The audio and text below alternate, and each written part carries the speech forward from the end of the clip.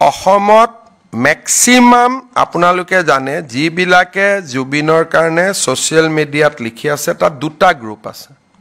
এটা হল অনুৰাগী যোনে হসাকৈ জুবিনৰ ন্যায় বিচাৰে জুবিনৰ আত্মাৰ শান্তি বিচাৰে এটা হল অনুৰাগী আনটো গ্ৰুপ হৈছে যে এই সুযোগতে বিজেপি ঘৰুৱাব পাৰো নেকি তাত দুটা ক্লিয়াৰ গ্ৰুপ আছে এটা হল অনুৰাগীৰ গ্ৰুপ তেওঁলোকে ন্যায় বিচাৰে তেওঁলোকে ইয়াৰ লজিক্যাল কনক্লুজন বিচাৰে যেনেকৈ পৰখিয়ে মই গৰিমাৰ ঘৰত গৈছিলো মোক কৈছে যে দাদা আমাক পুৰা সিকুৱেন্সটো লাগে কোৰ পৰা কি হৈছিল সেইটো হল এটা জেনুইন কনসাৰ্ন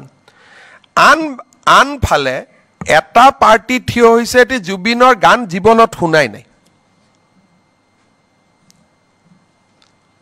ম্যাক্সিমাম